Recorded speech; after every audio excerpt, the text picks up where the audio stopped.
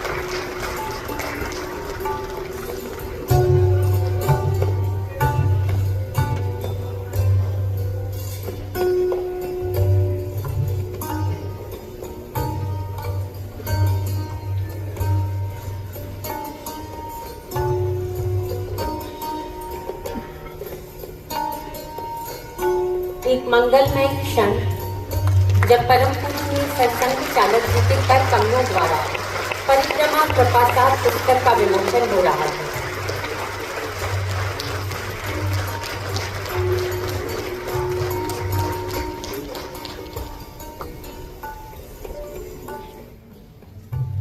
धन्यवाद आप सभी को। आज प्रहलाद जी ने जो विषय रखा है, ये बोलने का विषय नहीं है, ये एहसास करने का विषय है। परमार्थ जिस तरह से किसी ने मुक्का मारने के बाद आप दिखा नहीं सकते हैं, एहसास कर सकते हैं। अगर एहसास करना हो तो उसके लिए नर्मदा परिक्रमा करके आ जाओ, उसके बाद आपको मां नर्मदा का एहसास होगा। यही नर्मदा का प्रमाण बनता है। पूरा विश्व परिक्रमा करता है। पृथ्वी अपनी परिक्रमा करता है, जल परिक्रमा करता है, वायु परिक्रमा करती है, अग्नि परिक्रमा करती है, आकाश की परिक्रमा करता है।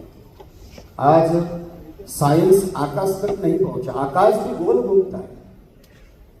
और यहां तक कि आपके शरीर में रक्त बहने वाला भी ये भी परिक्रमा करता है। बहुत लंबा विषय होगा,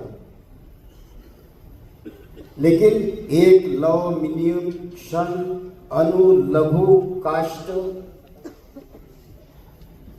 घटी पल पापक्ष सप्ताह महीना चार बहुत लंबा होगा।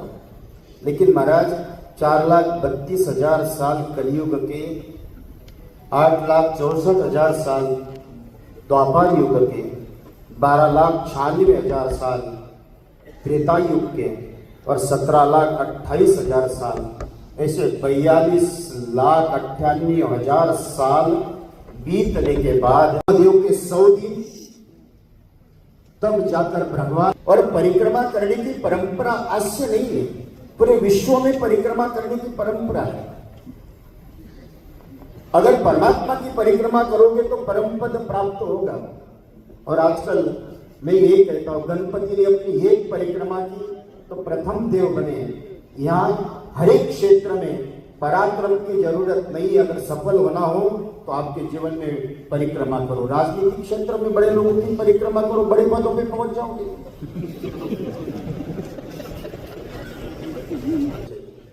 लेकिन परिक्रमा भी किसकी परिक्रमा? ये जगत में जहां गंगा यमुना सरस्वती नर्मदा का जहां अनेक प्रकार की परिक्रमा बताई है, लेकिन अन्य किसी भी जगत में परिक्रमा नहीं होती। उसका नाम ही एक परिक्रमा होती है, उसका नाम है नर्मदा। और लेकिन नर्मदा परिक्रमा करने के लिए भी मुझे लगता है कि अगर प्रहलाद पटेल जी ने जो नर्मदा परिक्रमा की, हमारे जीवन में वो सौभाग्य प्राप्त नहीं हो, हम सदगुरु के साथ परिक्रमा करेंगे। लेकिन वो परिक्रमा आप सदगुरु के साथ परिक्रमा की है, निश्चित रूप से मुझे लगता है, मुझे दृष्टांत याद आता है श्रोताओं। दादाजी धुनीवाले का,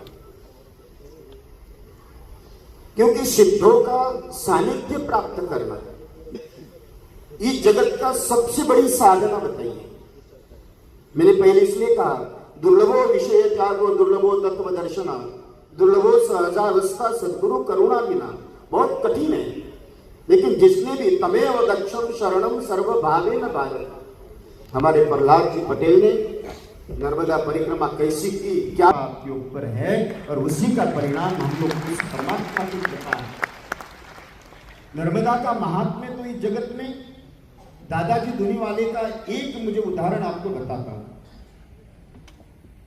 गौरी शंकर जी महाराज हमारे जगत के स्थान के मध्य प्रदेश के बहुत बड़े सिद्ध संत होकर गए, जीवित समाधि उन्होंने ली।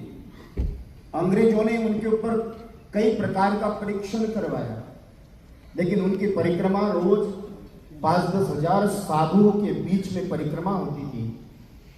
और दादाजी धुनीवाले एक बार उनके जमात में आ गए बाल्य अवस्था में। अब उनको काम दिया कि साधुओं की रोटी दाल और टिक्कड़ आपको बनाना है, चटनी बनाना है। श्रोताओं, दादाजी धुनीवाले 5-7 हजार लोगों का रोज दाल टिक्कड़ बनाते रहे। एक दिन सिद्धता प्राप्त हो गई, अन्नपूर्णा प्रसन्न हो गई। दादाजी स्वयं पाक घर भोजनशाला में जाने के पहले भोजन तैयार मिलता था। वहां के कुछ साधुओं ने शिकायत कर दी कि महाराज आपके स्वयं पाक जब भोजनशाला में महिलाएं भोजन बनाती, हम लोग आपके यहाँ का भोजन नहीं करेंगे। तब दादाजी को बुलाया और दादाजी के पैर देखे, और पैर देखने के बाद कहा कि दादा, एक म्यान में 2 तलवार नहीं रह सकती हैं, आपका मार्ग अलग है, मेरा मार्ग अलग है। मैं यही कहता हूँ, जो माँ के किनारे बैठकर टिक्कड़ बनाकर खिलाने के बाद अगर परमहंस अवस्था प्राप्त हो सकती है, तो वही अवस्था कोई परिक्रमा करने के बाद सहजता में कहती है। जीवन में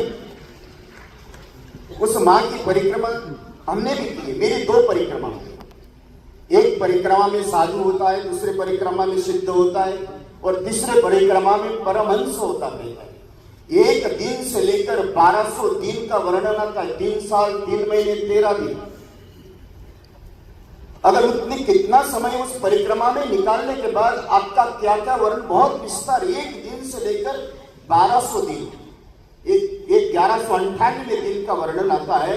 अगर आप निकाल दो तो आपके, आज हम लोग सभी संकल्प लेकर चले कि आज यही नहीं 800 करोड़ लोग राम नाम की माला जपे, यही संकल्प अपने हाथ में लेकर चले, और परमात्मा की कृपा हमारे ऊपर सभी के ऊपर बनी रहे। बहुत बहुत बधाई के साथ में उस ईश्वर की कृपा हमारे ऊपर निरंतर बनी रहे, और जिसके हृदय में भी उस कृपा प्राप्त करने की उत्कंठा हो, आपके हृदय में अगर माँ नर्मदा का आशीर्वाद प्राप्त करना हो, तो कुछ ही समय माँ नर्मदा के तट पर बैठकर, खाली बैठकर वहां आनंद लीजिए।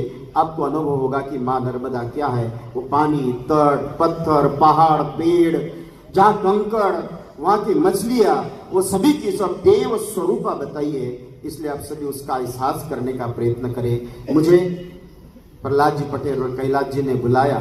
हम लोग आज कैलाश जा रहे थे, लेकिन इनके आग्रह के कारण कैलाश मानसरोवर की यात्रा हमारी कल से शुरू होगी, इसलिए एक दिन डिले करी। आपके कारण बहुत अच्छा लगा। इस नर्मदा के उस महायज्ञ में एक आहुति डालने का मुझे सौभाग्य प्राप्त हुआ। मेरे नारायण, मेरी माँ नर्मदा आपके हृदय में, सभी के हृदय में वो भाव का प्राकट्य करते हुए परिक्रमा करने का प्रेम आपके अंतरंग में प्रकट हो, यही माँ भगवती को प्रार्थना करते हुए अपने वाणी को विराम देता हूँ। भारत माता की, सनातन धर्म की, गो माता की, गंगा मैया की, नर्मदा मैया की। ओम नमः पार्वती पते।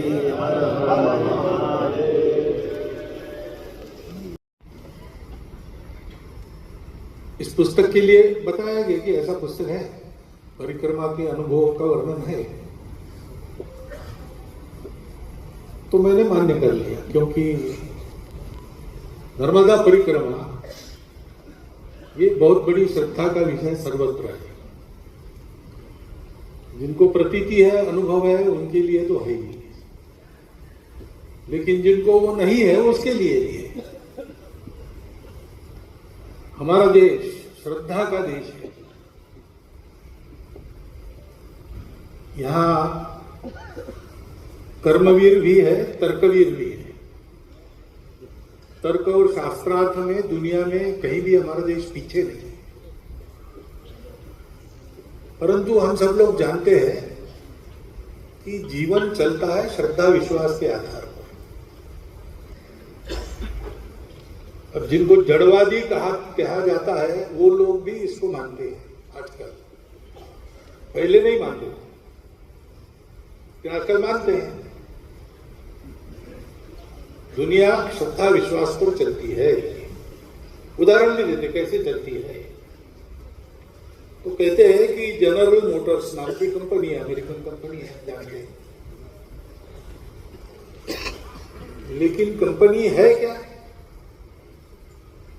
कुछ लोगों के मन में आया कि ऐसी कंपनी करनी चाहिए। उन्होंने मिलकर तय किया। वो वहां के मैजिस्ट्रेट के पास गए। उन्होंने कहा कि हम लोग एक कंपनी है, जनरल मोटर्स उसका नाम है। उन्होंने कहने पर मैजिस्ट्रेट ने मान लिया और उसने घोषित कर दिया कि ये जनरल मोटर्स नाम की कंपनी है। जनरल मोटर्स नाम की कंपनी ऐसा अस्तित्व है ही नहीं। अगर कल कुछ घोटाला हो गया और कुछ कार्रवाई हुई तो ये सब लोग कह सकते हैं कि कंपनी तो मैं नहीं हूं, मैं तो एक इंडिविजुअल हूं। ये सब हो सकता है। वास्तव में जनरल मोटर्स नाम की कंपनी का अस्तित्व नहीं है। कुछ लोगों ने कह दिया, एक आदमी ने मान लिया, बस इतना ही है। लेकिन जनरल मोटर्स नाम की कंपनी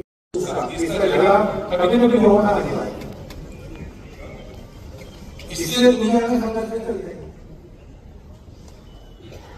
मैं हूं तो मैं करता हूं, दूसरे हैं उनकी परवाह नहीं करता।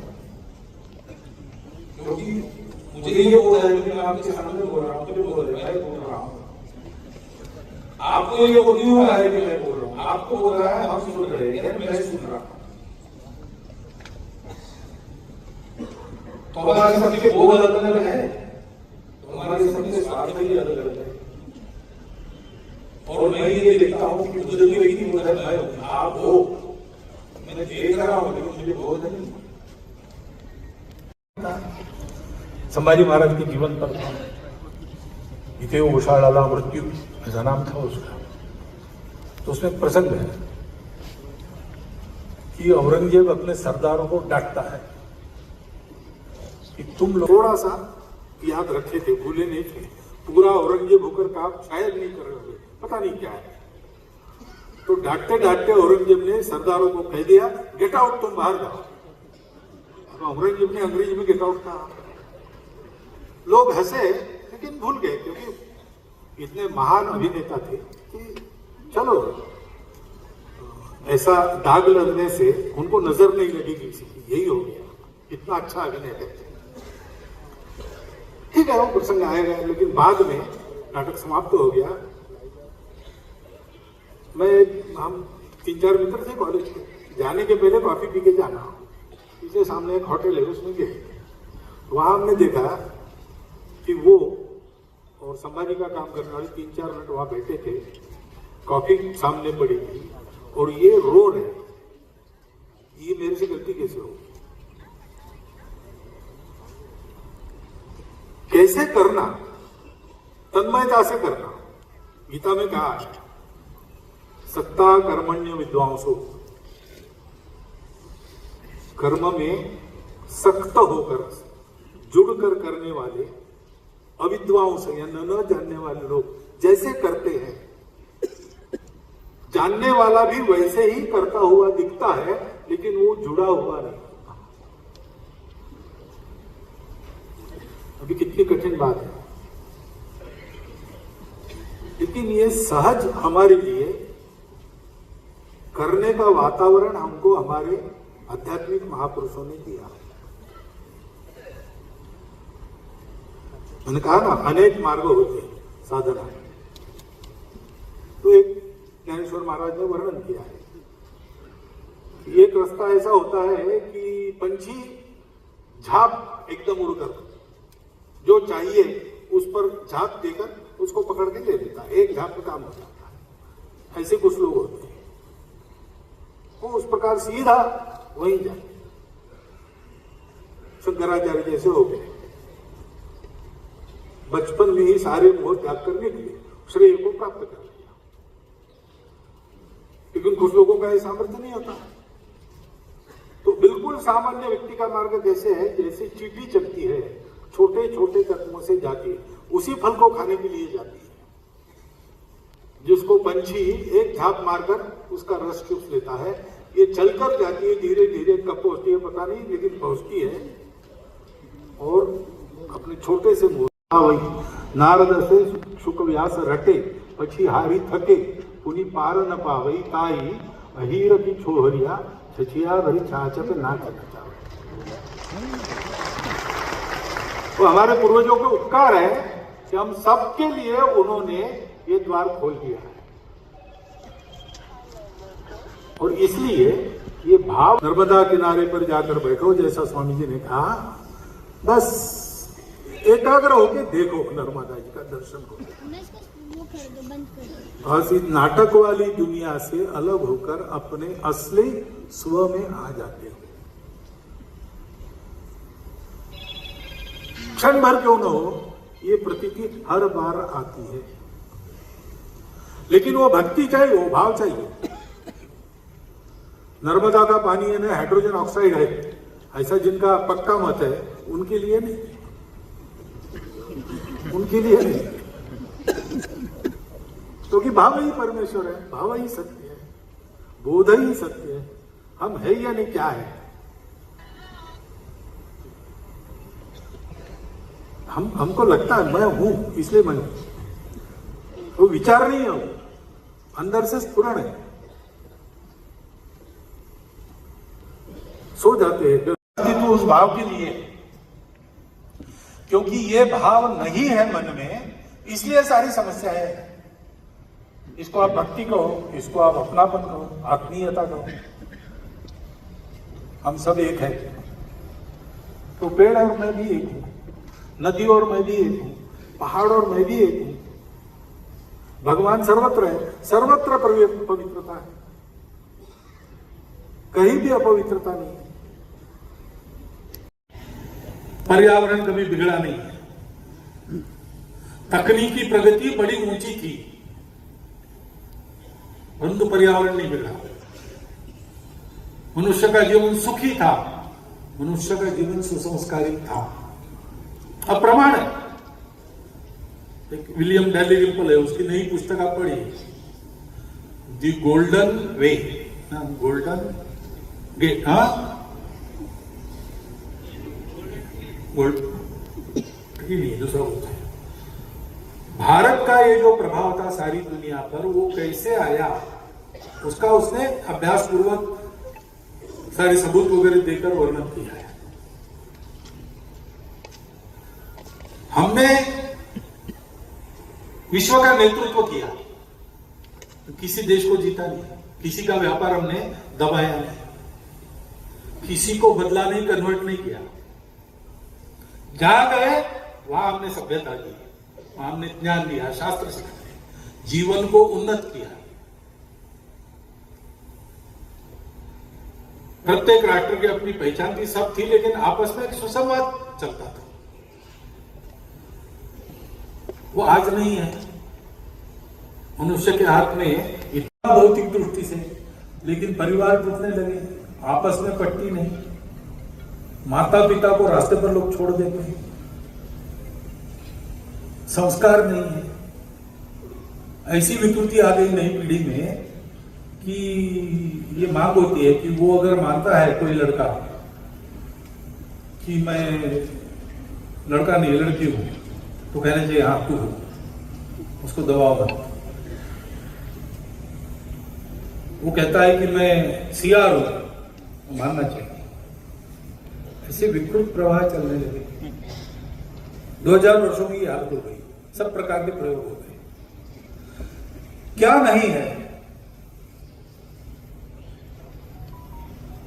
बस यही नहीं है, भाव नहीं, भक्ति नहीं, यानी जुड़ना नहीं, अपनापन जोड़ता है, वो अपनापन नहीं है। क्योंकि हमारा वो लोग नदियों को मैया नहीं कहते, कह नहीं सकते। अमेजॉन मैया ऐसा नहीं कहेंगे, मिसिसिपी मैया ऐसा नहीं कहेंगे। हमारे यहाँ अपने गांव की स्थानीय नदी है, छोटी सी है, गर्मी में सूख भी जाती है, लेकिन लोग उसको भी मैया कहते हैं, उसको भी गंगा कहते हैं। ये भाव है, सुशिक्षित अशिक्षित सब में, गरीब अमीर सब में।